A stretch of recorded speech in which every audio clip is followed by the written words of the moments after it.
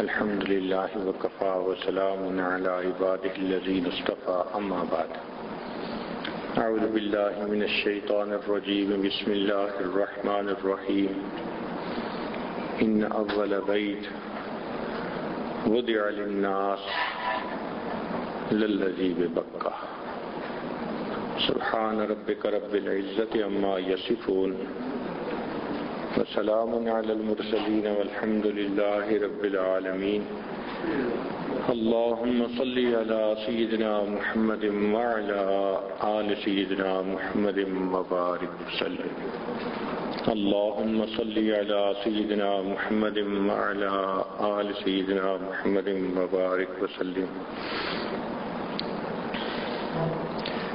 اللهم صل على سيدنا محمد وعلى آل سيدنا محمد وبارك وسلم ان اول بیت، بے شک وہ پہلا گھر، وضع للناس جو انسانوں کے لیے بنایا گیا، للذی ببکہ وہ بکہ تھا۔ بکہ بیت اللہ کا نام ہے اور مکہ شہر کا نام ہے۔ یہ سب سے پہلا گھر تھا۔ اس کا کیا مطلب؟ اس کا مطلب یہ کہ عبادت کی نیت سے بنایا جانے والا پہلا گھر۔ رہائش کے لیے تو پہلے بھی گھر بنائے لوگوں نے، لیکن جو سب سے پہلا گھر عبادت کی نیت سے بنا وہ کعبۃ اللہ تھا۔ حضرت آدم علیہ السلام نے اس کو تعمیر کیا، پھر اسی تعمیر پر یہ مکان بنتا چلا آیا۔ حضرت ابراہیم علیہ السلام نے بھی اسی تعمیر پر اس کو دوبارہ تعمیر کیا۔ پھر قریش مکہ نے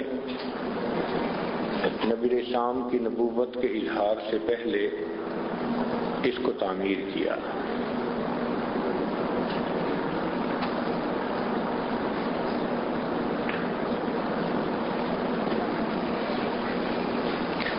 تو دنیا میں عبادت کی نیت سے سب سے پہلا گھر جو بنا وہ بیت اللہ تھا۔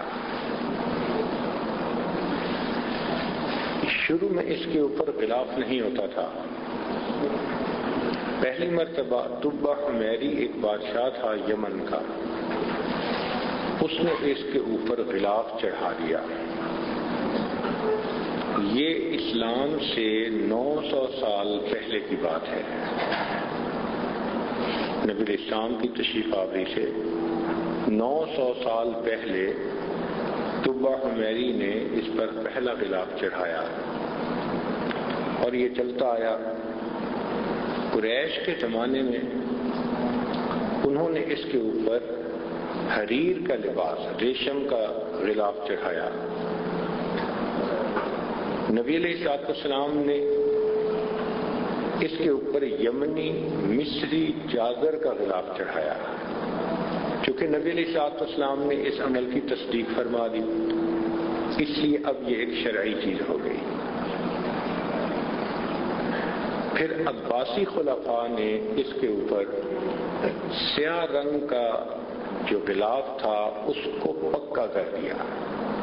پہلے کبھی سیاہ رنگ کا ہوتا تھا، کبھی سبز رنگ کا بھی ہوتا تھا۔ ابھی بھی آپ اگر دیکھیں تو بیت اللہ کے باہر کی طرف جو غلاف ہے وہ سیاہ رنگ کا ہے، جو اندر کی طرف ہوگا وہ آپ کو سبز رنگ کا نظر آئے گا۔ انشاءاللہ امید ہے کہ آپ کسوۃ الکعبہ ایک جگہ ہے جہاں پر بیت اللہ کا غلاف بنتا ہے، وہاں زیارات کے دوران تشریف لے جائیں گے اور غلاف کو خود اپنی آنکھوں سے بنتا دیکھیں گے۔ یہ ریشم کے دھاگے سے بنتا ہے اور ساتھ اس پر جو لکھائی ہے وہ سونے کی تاروں سے ہوتی ہے، سونے کا دھاگا۔ اس وقت تو یہ غلاف بہت وزنی ہوتا ہے، اس کے اوپر 700 کلو گرام ریشم لگتا ہے، 700 kg ریشم، اور ٹوٹل وزن اس کا 2 ٹن کے قریب بن جاتا ہے۔ یہ 2 ٹن وزنی لباس ہر سال بیت اللہ کو پہنایا جاتا ہے۔ عام طور پر جب حاجی لوگ عرفات میں چلے جاتے ہیں اور پیچھے طواف کرنے والے بہت مختصر لوگ رہ جاتے ہیں، یہ کام اس وقت کیا جاتا ہے۔ اس لیے جب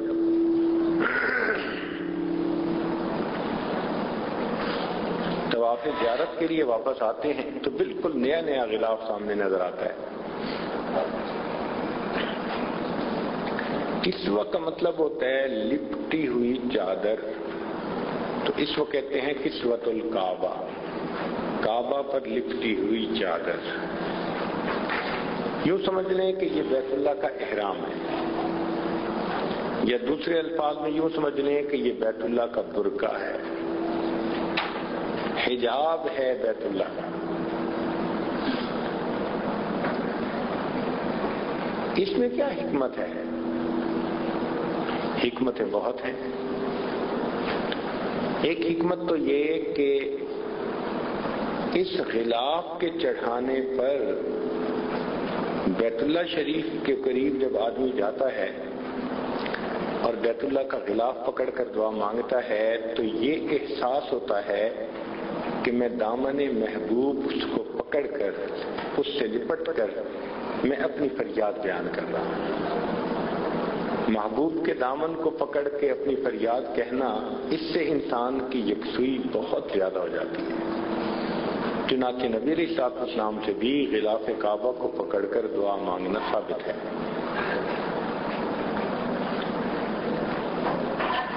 اور دوسرا یہ کہ حسن کو اللہ رب العزت نے ہمیشہ پردے میں ہی پسند فرمایا ہے۔ یہ قانون فطرت ہے کہ اللہ رب العزت نے حسن کے لیے پردے کو پسند کیا۔ مبتدی لوگوں کے لیے یہ اہم بات ہے، ورنہ ان کے دل کی بجائے ان کی آنکھ قابو میں نہیں ہوتی۔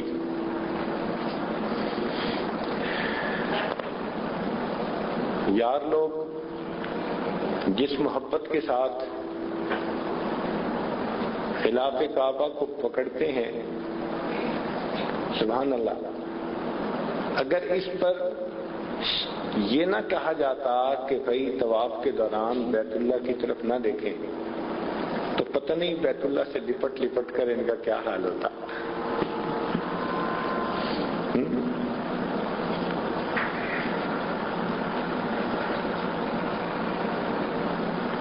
کمال جوش جنو میں رہا میں گھر میں طواف، کمال جوش جنو میں رہا میں گھر میں طواف، خدا کا شکر سلامت رہا حرم کا غلاف۔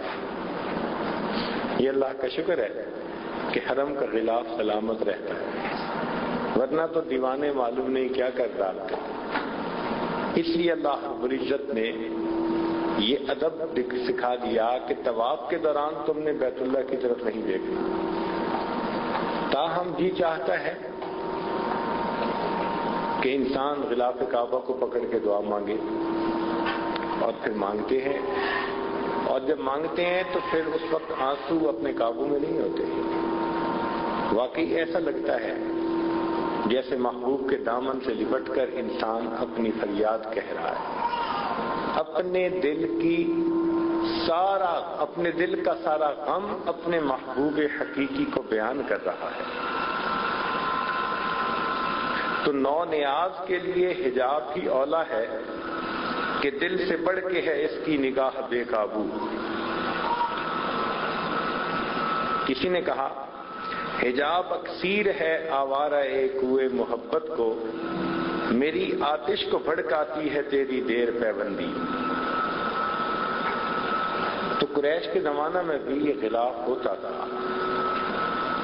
بلکہ ایک روایت میں آتا ہے کہ نبی علیہ السلام ایک مرتبہ رات کے وقت حجر اسود اور رکن یمانی کے درمیان والی سمت پر کھڑے قرآن مجید پڑھ رہے تھے۔ عمر بن خطاب نانو حرم میں آ گئے، ان کے دل میں خیال آیا کہ یہ شخص کیا پڑھتا ہے۔ چنانچہ وہ ایک طرف سے غلاف کعبہ کے اندر چلے گئے اور آہستہ آہستہ اندر اندر چلتے چلتے وہ اسی سائڈ پر پہنچ گئے جہاں نبی علیہ الصلوۃ والسلام بیت اللہ کے قریب کھڑے قرآن کی تلاوت فرما رہے تھے۔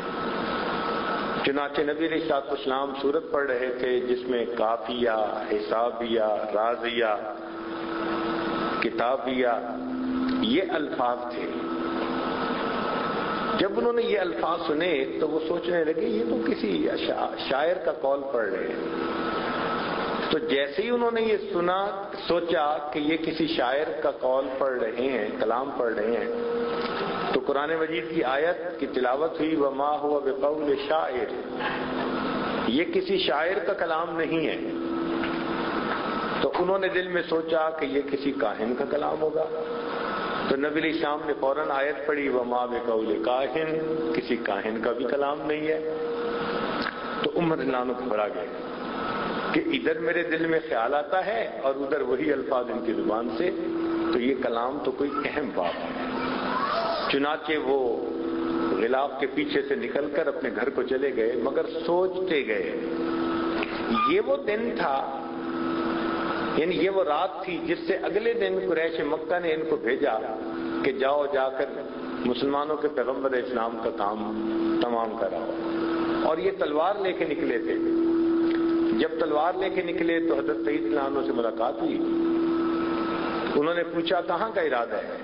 کہنے لگے میں جا رہا ہوں، قصہ ختم کر رہا ہوں، نہ رہے بانس نہ بجے بنسری۔ ان کا جاؤ اپنی بہن کا ذرا پتہ تو کرو، وہ مسلمان ہو چکی۔ تو یہ بہن کے گھر آ گئے، پھر انہوں نے اپنے بہنوئی کو کہا کہ تم مسلمان ہو گئے؟ انہوں نے جواب میں کہا کہ اگر اسلام حق اور سچ ہے تو سچ کو قبول کرنے میں کیا پرابلم ہے۔ یہ اپنے بہنوئی کو مارنے لگ گئے، بہن بچانے کے لیے آئی تو انہوں نے بہن کے بھی تھپڑ لگایا، تو بہن بھی گر پڑی، پھر کھڑی ہوئی، وہ بھی آخر عمر خطاب کی بہن تھی۔ تو بہن نے پھر وہ تاریخی جملہ کہا، اس نے کہا عمر جس ماں کا دودھ تو نے پیا ہے اسی ماں کا دودھ میں نے پیا ہے۔ جسم سے جان تو نکال سکتا ہے، ایمان جسم سے نہیں نکال سکتا۔ یہ الفاظ تھے کہ جو بجلی بن کر گرے۔ اب خیال تو پہلے سے تھا کہ یہ کوئی خاص کلام ہے، تو یہ اپنی بہن سے کہنے لگے کہ اچھا مجھے بھی سناؤ تم کیا پڑھ رہے تھے۔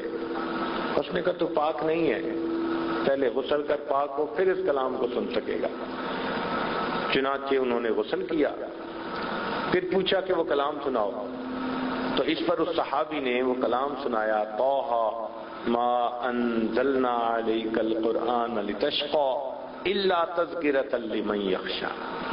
پھر سنتے سنتے جب اس آیت پر پہنچے اننی انا اللہ لا الہ الا انا فاعبدنی واقم الصلاۃ لذکری، اللہ نے دل کے تالے کھول دیے، کہنے لگے اچھا مجھے بھی کلمہ پڑھاؤ، میں بھی مسلمان بنتا ہوں۔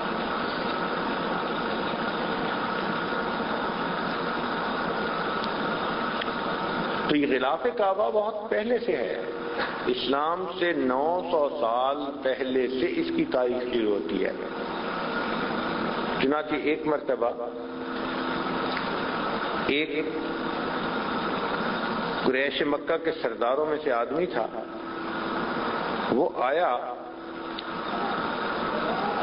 اور اس کا نام تھا عفیف، کندہ کا رہنے والا تھا۔ اس نے آ کے بیت اللہ کے قریب ایک عجیب منظر دیکھا کہ بیت اللہ کے دروازے کے قریب یعنی مقام ابراہیم پر نبی علیہ الصلوۃ والسلام کھڑے ہیں اور آپ کے پیچھے ایک نوجوان لڑکا کھڑا ہے، 16 سال اس کی عمر،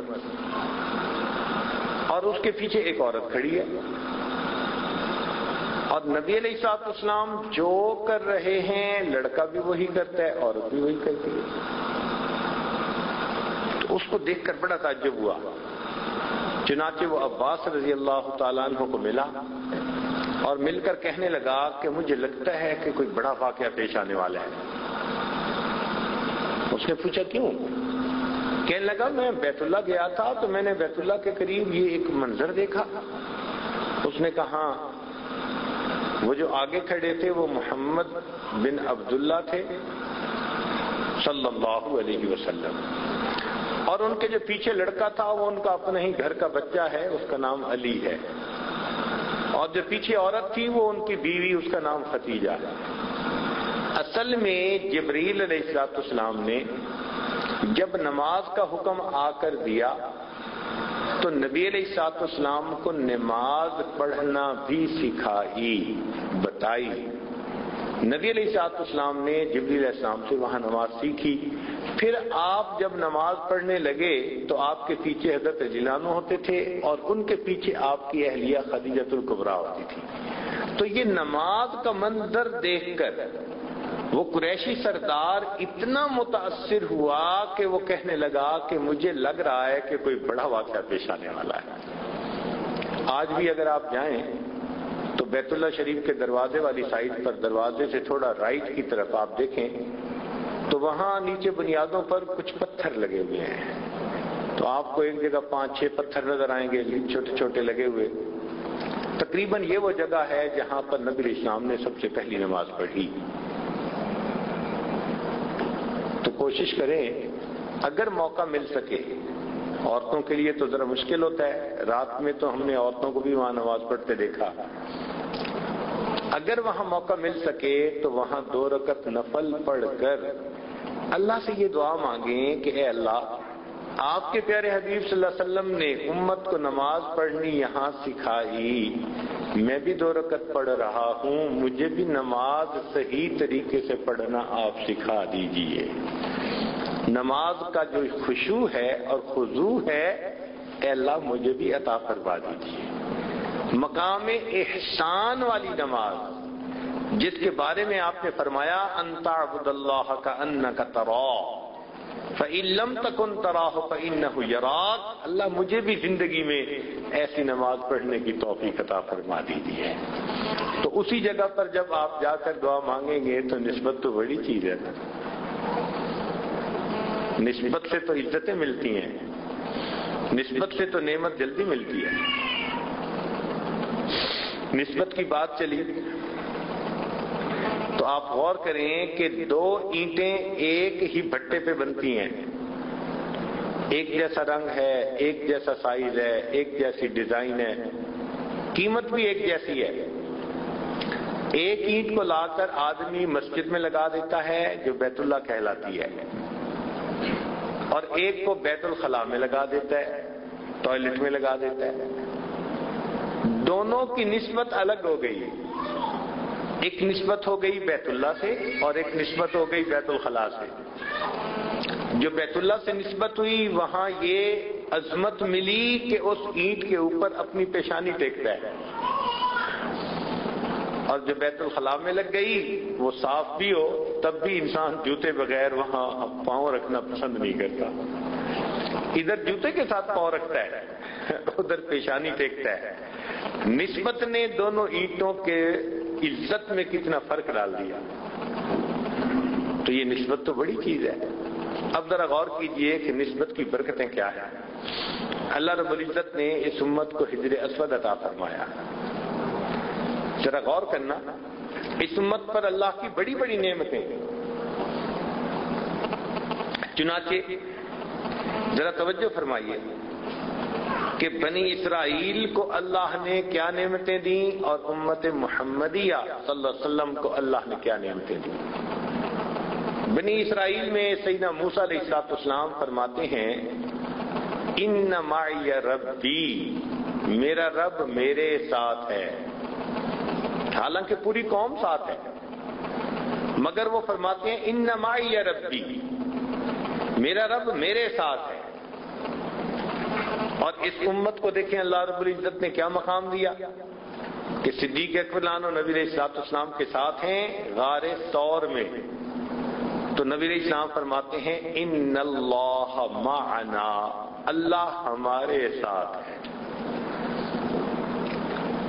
وہاں کیا فرمایا کہ میرے ساتھ ہے، امت کا تذکرہ نہیں. اور یہاں پر نبی علیہ السلام کیا فرماتے ہیں؟ ان اللہ معنا، اللہ ہمارے ساتھ ہے۔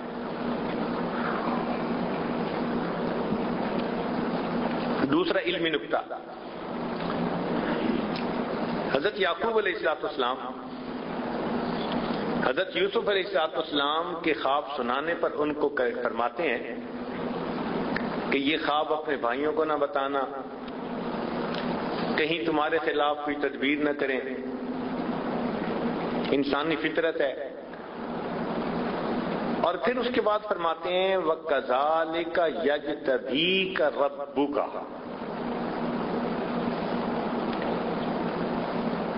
اور ایسے تیرا رب تجھے اپنے لیے خاص کر لے گا،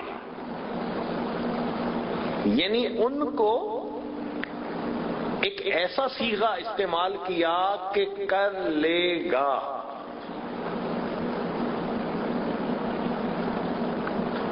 اور اس امت کے لیے اللہ تعالیٰ کیا فرماتے ہیں؟ فرماتے ہیں هُوَ اجْتَبَاكُمْ، وہ جس نے تمہیں اپنے لیے خاص کر لیا۔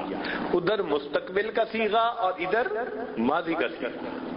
سبحان اللہ، جو علم کے ساتھ ذوق رکھنے والے ہیں وہ اس فرق کو محسوس کریں گے کہ اللہ رب العزت کے اس امت پر کتنا احسان کہ وہاں ایک نبی کے بارے میں ایک نبی فرما رہے ہیں کذالک یجتبیک ربک، اللہ اکبر۔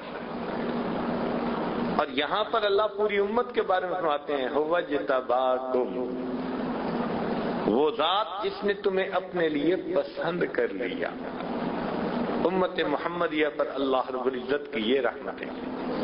چنانچہ اور اس طرح کے کئی نکات ہیں، لیکن to cut the story short,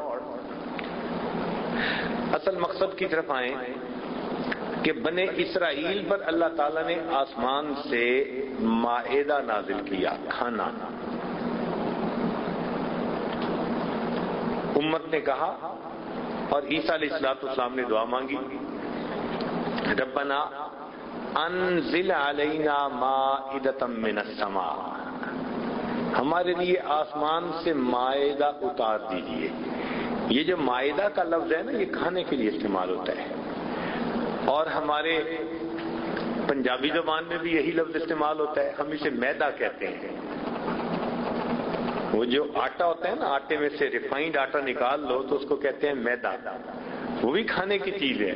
بنیادی طور پہ یہ قرآنی لفظ ہے جو ہماری زبان کے اندر آ گیا۔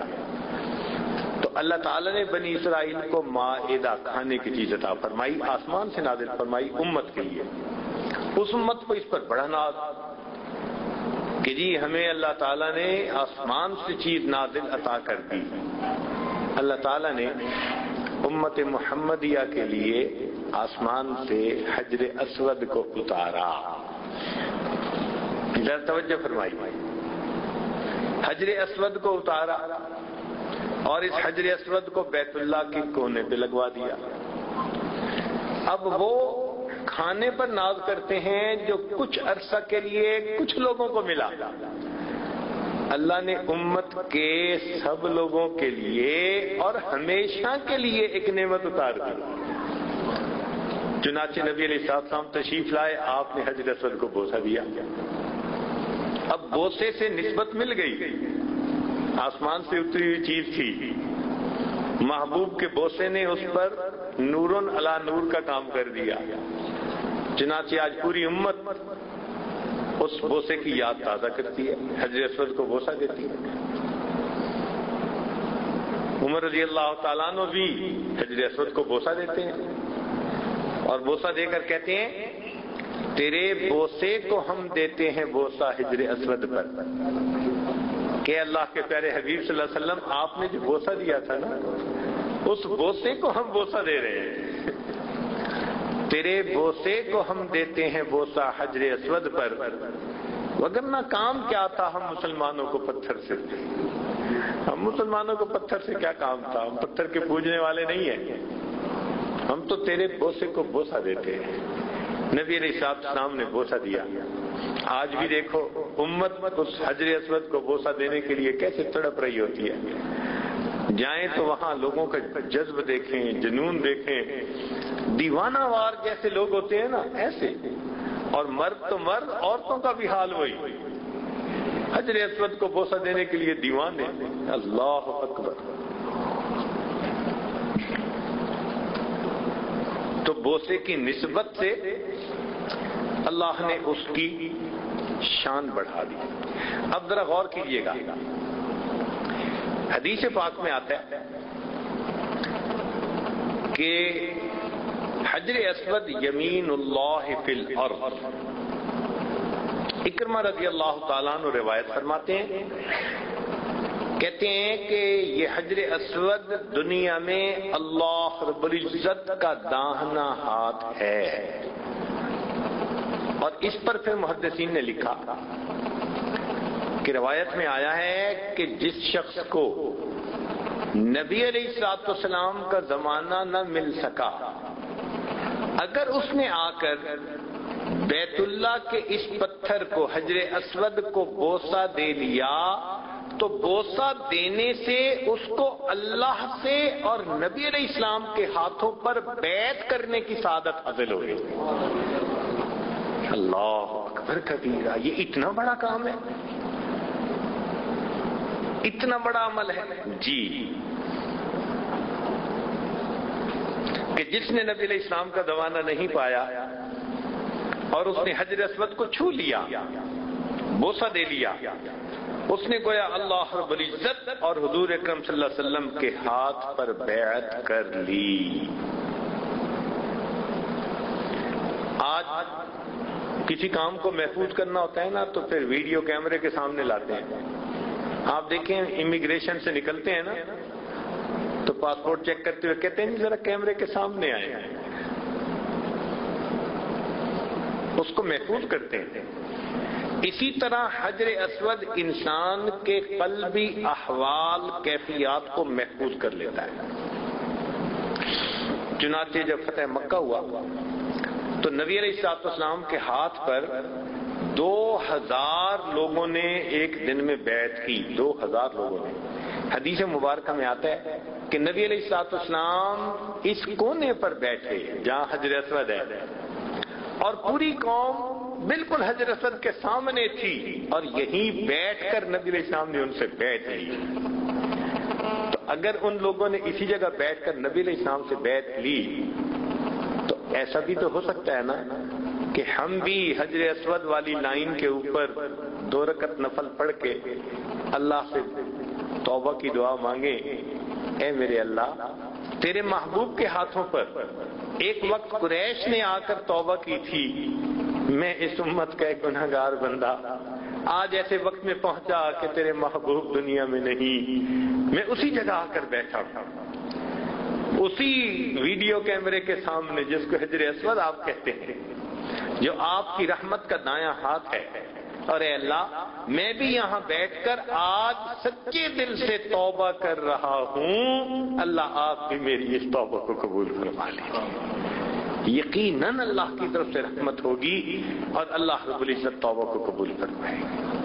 یہ جو عمرے کے زائد دن ہیں نا، یہ انہی کاموں کے لیے ہیں۔ ہم ایسی ایسی جگہوں پر بیٹھیں اور بیٹھ کر ہم اللہ سے دعائیں مانگیں۔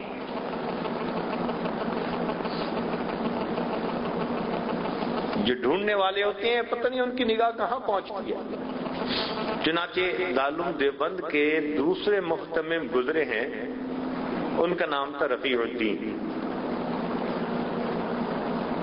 بڑے صاحب حال بزرگ تھے، بہت ہی صاحب حال بزرگ تھے،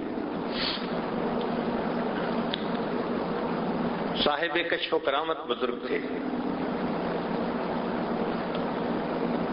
حرم تشریف لے آئے، یہاں قیام کیا۔ اب ذرا سوچئے کہ ان کی سوچ کہاں پہنچی۔ ایک دن بیٹھے بیٹھے خیال آیا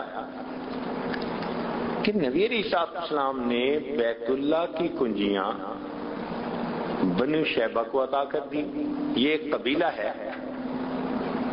جن کے پاس پہلے سے یہ کنجیاں تھیں، نبی علیہ السلام نے ان کو فتح مکہ کے بعد کنجیاں دے دیں اور فرما دیا کہ یہ قیامت تک تمہارے ہی قبیلے میں رہیں گی۔ یہ بھی تصدیق فرما دی.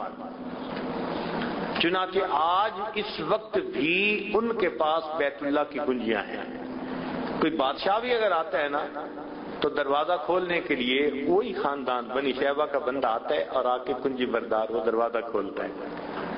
تو شاہ رفیع الدین رحمت اللہ علیہ ان کے ذہن میں خیال آیا کہ یہ خاندان بھی رہے گا مکہ مکرمہ میں، اور نبی علیہ الصلوۃ والسلام کی حدیث سے ثابت ہوتا ہے کہ ان کے پاس چابی بھی رہے گی. چنانچہ انہوں نے کیا کیا کہ جو بیت اللہ کا کنجی بردار تھا نا اس کے ساتھ دوستی لگائی، واقفیت بنائی، تعارف کیا، ہدیہ تحفہ دیا، بات چیت کی، حتیٰ کہ چند دنوں میں انسان ہیں آپس میں خوب موانست ہو گئی، محبت ہو گئی، جان پہچان ہو گئی. جانے کا وقت آ گیا تو جاتے ہوئے تو پھر دل اداس ہوتے ہی ہیں. تو یہ اس سے جب ملنے لگے تو ان کا بھی دل اداس تھا کہ اچھا آپ جا رہے ہیں. انسان کہتا ہے نا کوئی کام ہمارے ذمے، ہم کیا کر سکتے ہیں. تو جب انہوں نے کہا نا کوئی کام ہمارے ذمے تو فرمان لگے ہاں ایک کام ہے اگر آپ کر دیں تو. کون سا؟ کہ وہ کام یہ کہ یہ کچھ پیسے ہیں یہ تو ہے ہدیہ، اور یہ ایک تلوار ہے یہ ہے امانت. کیا مطلب؟ کہ یہ چابی تمہارے خاندان میں چلتی رہے گی، یہ تلوار بھی امانت کے طور پر آپ اپنے خاندان کے حوالے کر دیں، وہ بھی اس تلوار کو محفوظ رکھیں. جب امام مہدی آئیں گے اور آپ کے خاندان کا جو شخص ہوگا وہ جیسے ان کے لیے دروازہ کھولے گا وہ میری طرف سے ان کو یہ تلوار کا ہدیہ بھی پیش کر دے گا. اللہ اکبر. محبت دیکھو کہاں انسان کی سوچ کو لے کے جاتی ہے. اللہ اکبر کبیر. یہ فرق ہے ہم میں اور اہل اللہ میں کہ ہم آتے ہیں اور عمرہ کیا اور فارغ. اب بازار ہے اور ہم طوافین اور طوافات ہیں. ماشاءاللہ بن داؤد اس کا طواف ہو رہا ہے صبح و شام. اور جو اللہ والے ہیں ان کا دل حرم میں اٹکا رہتا ہے. چنانچہ حضرت قاری رحیم بخش پانی پتی رحمت اللہ فرماتے ہیں کہ میں حرم گیا، عمرے کے لیے تشریف لائے. فرماتے ہیں حرم میں میں جتنے دن رہا، حرم میں میں جتنے دن رہا میں نے ہر نماز پہلی صف میں امام کے پیچھے تکبیر اولا کے ساتھ ادا کی. اب یہ بات ہماری سمجھ سے بالا تر. ہم تو ایک نماز بھی پہلی صف میں پڑھ لیں تو بڑی ہمت، اور پہلی صف کیا امام کے پیچھے اور پھر تکبیر اولا کے ساتھ. مجھے تو لگتا ہے وہ بیٹھے ہی وہیں رہتے ہوں گے، عشاء اور فجر کے درمیان باہر نکلتے ہوں گے اگر کوئی ضرورت ہوگی تو، ورنہ تو مسجد میں رہتے ہوں گے. جی ہاں ایسے وقت گزارا. چنانچہ علامہ زمخشری رحمت اللہ علیہ جنہوں نے تفسیر کشاف لکھی، جس کے بارے میں شاعر نے کہا گرا کشا ہے نہ راضی نہ صاحب کشاف، تیرے وجود پہ جب تک نہ ہو نزول کتاب. وہ علامہ زمخشری تشریف لائے تو اتنا حرم میں رہتے تھے، اتنا رہتے تھے کہ عرب لوگوں نے ان کا نام جار اللہ، اللہ کا پڑوسی رکھ دیا. یہ اللہ کے پڑوسی ہیں. اب سوچیں کتنا وقت بیت اللہ کے پاس گزارتے ہوں گے کہ لوگوں نے ان کو پڑوسی کہا. یہ کوئی معمولی بات تو نہیں ہے نا. بیت اللہ کے پڑوسی، جار اللہ، اللہ کا پڑوسی. کاش ہم بھی حرم میں ایسے وقت گزارتے. تو یہ فرق ہے. تو بات چل رہی تھی نسبت کی. حجر اسود کو نبی علیہ الصلوۃ والسلام کے بوسے کی نسبت حاصل. اور قریب ایک دوسرا مقام بھی ہے جس کو کہتے ہیں مقام ابراہیم. اس مقام ابراہیم کو سیدنا ابراہیم علیہ السلام کے پاؤں سے لگنے کی نسبت حاصل. یہ مقام ابراہیم بنا. کہتے ہیں کہ یہ ایک پتھر تھا کہ حضرت ابراہیم علیہ السلام نے جب بیت اللہ کی دیواروں کو تعمیر کیا تو پھر اونچے اونچے پتھر رکھنے کی ضرورت پیش آئی، تو اللہ نے اس پتھر کو ایسا بنا دیا کہ جتنی ضرورت ہوتی تھی یہ پتھر اونچا ہوتا جاتا تھا اور وہ پتھر وہاں رکھتے جاتے تھے. اس کے اوپر ان کے قدموں کے نشانات بھی ہیں، وہ آج بھی محفوظ ہیں. چنانچہ یہ پتھر جو مقام ابراہیم کا ہے یہ پہلے لوز ایسے ہی پڑا ہوتا تھا، لیکن ہوا کیا کہ عمر فاروق رضی اللہ عنہ کے زمانے میں 17 ہجری میں بارشوں کا بہت سیلاب آیا اور اس سیلاب میں یہ پتھر بھی اپنی جگہ سے ہل کر کہیں اور چلا گیا. اب عمر فاروق رضی اللہ عنہ کو پریشانی ہوئی کہ ایک تو اس پتھر کو ڈھونڈیں اور دوسرا اس کو ایگزیکٹ اس جگہ پر رکھیں جہاں نبی علیہ السلام کے زمانے میں تھا. بڑی پریشانی، بڑی حیرانی. اب سوچیں یہ کتنی فراست رکھنے والے صحابی. چنانچہ تلاش کیا، اللہ نے مہربانی کر دی کہ اجیاد کی طرف سے یہ مقام ابراہیم والا پتھر مل گیا. تو جب مل گیا تو پھر انہوں نے کہا کہ اب کون ہے جو مجھے یہ بتائے کہ اس کی ایگزیکٹ جگہ کون سی تھی. اندازہ تو سب کو معلوم تھا، ایگزیکٹ جگہ. چنانچہ اس وقت بنو اسحم کے ایک آدمی تھے مطلب بن وداع، وہ آئے اور عمر فاروق عنہ کے سامنے کہنے لگے کہ امیر المومنین، ایک مرتبہ میرے ذہن میں یہ خیال آیا تھا کہ یہ پتھر ایسے ہی رکھا ہوا ہے، یہ کسی وجہ سے آگے پیچھے بھی ہو سکتا ہے، تو کیسے نشاندہی ہوگی کہ یہ اپنی جگہ کیسے ہوگا. تو میں نے اس وقت اس کی باب کعبہ اور بیت اللہ کے جو کونے ہیں، رکن ارکان ہیں، ان سے پیمائش کر کے رکھ لی تھی. وہ پیمائش میرے پاس محفوظ ہے. چنانچہ عمر رضی اللہ عنہ نے ان کو بلایا اور انہوں نے آ کر بتایا اور سب صحابہ نے اس کی تصدیق کی کہ واقعی یہی اس کی اصل جگہ تھی. اس سے پتہ چلتا ہے کہ جن صحابہ نے پتھروں کی پیمائش کر کے ان کو بھی محفوظ رکھا، انہوں نے اپنے محبوب کے اقوال اور اعمال کو کیسے محفوظ کیا ہوگا. یہ قریب کے زمانے میں 1930 اور اس کے قریب کا زمانہ، اس وقت بھی یہ پتھر ایسے ہی رکھا ہوا ہوتا تھا. بلکہ ہمارے حضرت رحمت اللہ علیہ کے زمانے میں جب وہ حج پہ تشریف لاتے تھے تو اس پر بھی یہ پتھر تھا اور اسی طرح فری اپنی جگہ پر رکھا ہوا ہوتا تھا. اس کو فکس نہیں کیا گیا تھا، بلکہ کہتے ہیں کہ نبی علیہ السلام نے حجۃ الوداع سے واپس تشریف لائے طواف زیارت کے لیے، تو طواف کرنے کے بعد اللہ کے پیارے حبیب صلی اللہ علیہ وسلم نے کنویں میں سے پانی نکالا. زمزم کا کنواں، بئر زمزم، اس میں سے پانی نکالا، ڈول نکالا اور ڈول میں سے پانی نوش فرمایا. اور پانی نوش فرمانے کے بعد ڈول میں جو پانی بچا، اللہ کے محبوب صلی اللہ علیہ وسلم نے وہ بچا ہوا پانی اس کنویں میں واپس ڈال دیا.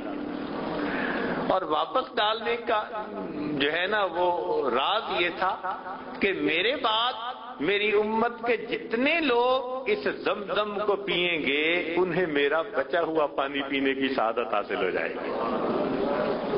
اللہ اکبر کبیرہ. دیکھیے محبت کیا عجیب چیز ہوتی ہے. چنانچہ ہمارے اکابر آتے تھے اور ڈول نکال کے اس کو پانی کو پیتے تھے. تو فرمانے لگے، ہمارے حضرت نے یہ بات بتائی کہ میں نے دیکھا حضرت مولانا احمد علی لاہوری رحمت اللہ علیہ فرماتے ہیں کہ وہ بھی آئے ہوئے تھے تو میں نے دیکھا ان پر محبت کا ایسا غلبہ تھا، وہ گئے اور مقام ابراہیم سے یہ جو پتھر تھا یہ اٹھا کر لائے اور ڈول سے زمزم نکالا اور زمزم کو ان پاؤں کے نشان میں ڈال کر وہاں سے نوش فرمایا، جیسے پیالے سے پانی پیتے ہیں نا۔ حضرت مولانا احمد علی لاہوری رحمۃ اللہ علیہ نے محبت کی بنا پر غلبہ محبت میں ڈول سے پانی ان پاؤں کے نشانات میں ڈالا اور پاؤں کے نشانات سے پھر پانی اپنے لب سے نوش فرمایا۔ اللہ تاہم حکومت وقت نے جب دیکھا کہ بھئی یہ تو غیر محفوظ ہے پھر، تو انہوں نے اس کو ایک جگہ کے اوپر فکس کر دیا۔ آج ایک مینارہ چھوٹا سا بنا ہوا ہے جس کے اندر شیشے کے اندر یہ پتھر رکھا ہوا ہے، تو یہ مقام ابراہیم اپنی جگہ کے اوپر محفوظ۔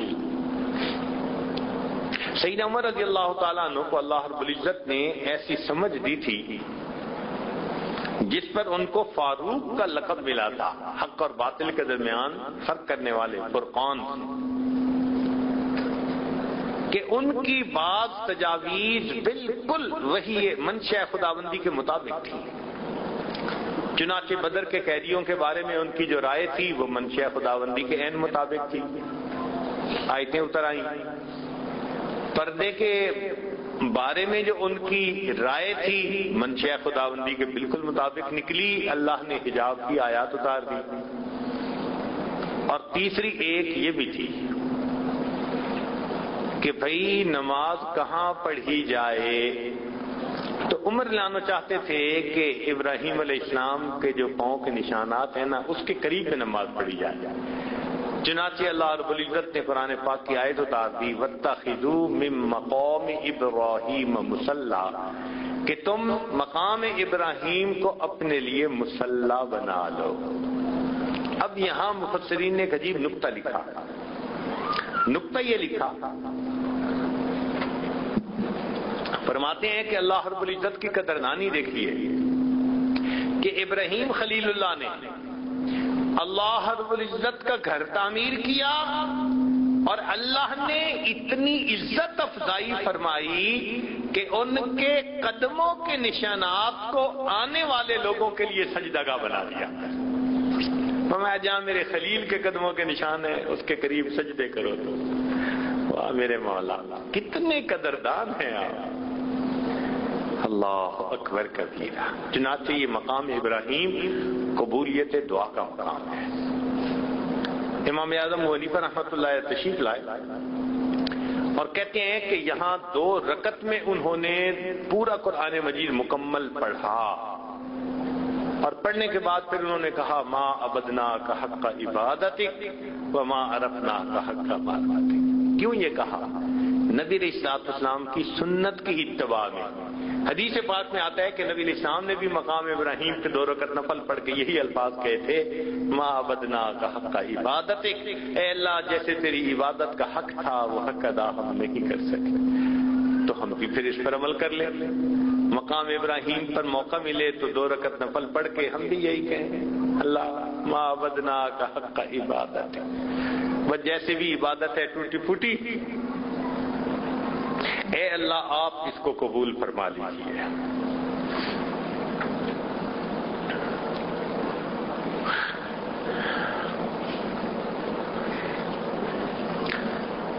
تو آج ہم نے بیت اللہ کے غلاف کے بارے میں، پھر حجر اسود کے بارے میں، اور پھر مقام ابراہیم کے بارے میں آج ہم نے کچھ بات کی۔ ایک آخری بات جو بہت اہم ہے کہ آپ اگر بیت اللہ کو دیکھیں تو اس کے اندر کچھ نہیں ہے۔ ہوتا ہے نا بھئی اندر کوئی خزانہ چھپا ہوگا، کوئی چیزیں رکھی ہوں گی، کوئی انمول چیزیں، کچھ بھی نہیں ہے اندر، بس ستون ہے اور ستون کے اوپر چھت ہے۔ اللہ اللہ خیر سے ایک کونے میں چھت پہ جانے کا راستہ ہے، سیڑھی ہے، خالی ہے اندر سے۔ اب اس میں کیا راز ہے ذرا سوچیں. امت کو یہاں ایک راز بتایا جا رہا ہے. ہو سکتا ہے ہماری نظر نہ پہنچے لیکن اللہ والوں کی نظر پہنچتی ہے. انہوں نے یہ راز بھی کھول دیا. ان کا دیکھو اللہ تعالیٰ چاہتے تو اس بیت اللہ کے اندر کو سونے چاندی سے بھر دیتے, اگر چاہتے تو ہیرے اور موتی سے بھروا دیتے. میرا گھر ہے, موتیوں سے بھر دو, ہیروں سے بھر دو, قیمتی چیزوں سے بھر دو. کچھ بھی نہیں, بالکل خالی. اللہ آپ نے اپنے گھر کو خالی کیوں پسند کیا؟ ایک پیغام دینا تھا, میرے بندو دیکھو اس کو میں بیتی کہہ رہا ہوں, اپنا گھر کہہ رہا ہوں. کس لیے؟ اس کے اندر کچھ نہیں. لہذا جو میری تجلیات اس گھر پر نازل ہوتی ہیں, اگر تم چاہتے ہو کہ وہ تمہارے دلوں پر نازل ہوں تو تم بھی اپنے دل کو غیر سے خالی کر لو. بتوں کو توڑ تخیل کے ہوں کہ پتھر کے, بتوں کو توڑ تخیل کے ہوں کہ پتھر کے. سب بتوں کو توڑ دیجئے, اپنے دل کو ما سوا سے خالی کر لیجئے. جیسے اس خالی کعبہ کے اوپر, اس عمارت کے اوپر اللہ کی براہ راست تجلیات اترتی ہیں, جو دل ما سوا سے خالی ہو جاتا ہے اللہ کی براہ راست تجلیات اس دل پر اترا کرتی ہیں. اب ہم اپنے دل کی طرف ذرا جھانک کر دیکھیں, خالی ہے یا اس میں مورتیاں ہیں, شکلیں ہیں؟ ما هذه التماثيل التي انتم لها عاكفون. انسان کی تصویر پڑی ہوئی ہے, یہ بت ہیں سارے کے سارے. جب تک یہ بت اندر رہیں گے وہ تجلیات نازل نہیں ہو سکتی. اس لیے آج اس مجلس میں ہم دلوں میں یہ عہد کریں کہ اے اللہ, ہم نے مخلوق کی نفسانی شیطانی شہوانی محبتوں کو ترک کر دیا, اور اے اللہ اپنے دل کو ہر خیر سے خالی کر لیا. یہ دل فقط آپ کے لیے. اب آپ ایک رحمت کی نظر اس پر ڈال دیجئے. جب ہم یہ نیت کر لیں گے تو پھر اللہ رب العزت کی خاص رحمت کی نظر اس دل پر پڑے گی. یہی کہنے کی بات ہے, ترکت اللات والعزى جميعا, ترکت اللات والعزى جميعا كذلك يفعل الرجل البصير. اللہ سب لات اور منات چھوڑ دیے اور بصیرت رکھنے والا شخص ایسا ہی کیا کرتا ہے. آج ہم بھی اس محفل میں ہر لات اور منات کو توڑ ڈالیں. ہمارے دلوں میں لات ہے, منات ہے, حبل ہے, بہت سارے بت ہیں. ان کو توڑیں, ان کو چھوڑیں, اور آج اپنے اللہ سے یہ عہد کریں کہ میرے مولا بیت اللہ خالی ہے, جیسے آپ کی تجلیات کے شرف نے اس کو لبریز کر دیا, ہم اپنے دل کو غیر سے خالی کرتے ہیں. ہمارے دل کو اپنی تجلیات سے لبریز فرما دیجیے. وآخر دعوانا ان الحمد للہ رب العالمین. دعا سے پہلے تھوڑی دیر کے لیے مراقبہ کر لیجیے, آنکھوں کو بند کر لیجیے, سر کو جھکا لیجیے.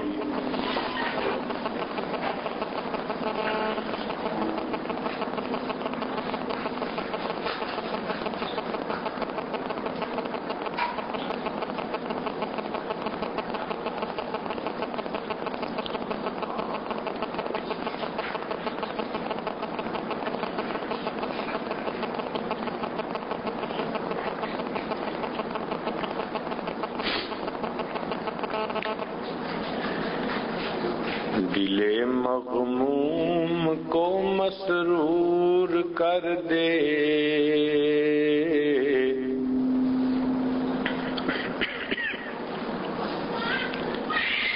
دل بے نور کو پر نور کر دے.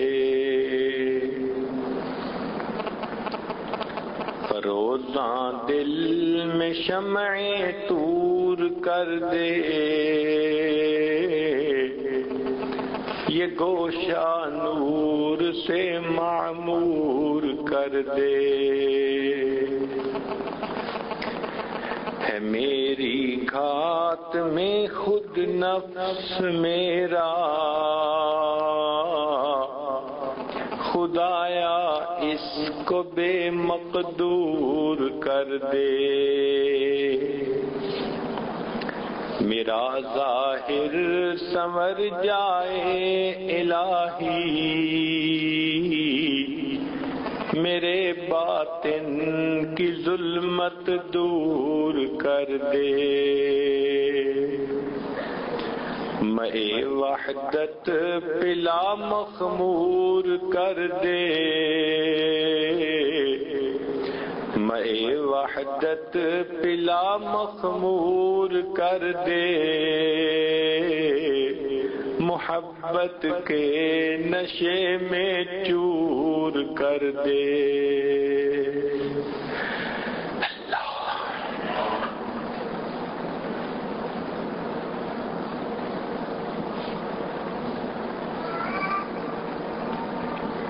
لا الہ الا اللہ محمد الرسول اللہ۔ دعا کر لیجئے، سبحان ربی الاعلی الوہاب، اللہم صلی علی سیدنا محمد وعلی آل سیدنا محمد وبارک وسلم۔ اے مالک، ہم آپ کے عاجز مسکین بندے ہیں، ہمارے گناہوں کو معاف فرما، خطاؤں سے درگزر فرما، عیبوں کی پردہ پوشی فرما۔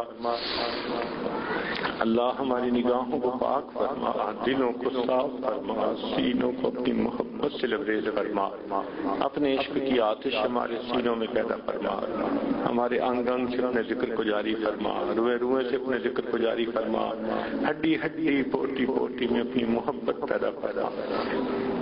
میرے مولا، ہم آپ کے گھر میں حاضر ہیں، رب کریم ایک رحمت کی نظر ہمارے دلوں پر عطا فرما۔ میرے مولا، ہمارے دلوں کو ہما سوا سے خالی فرما، ہمارے دلوں کو غیر کے اثرات سے محفوظ فرما، ہمیں قلب سلیم عطا فرما، قلب منیب عطا فرما۔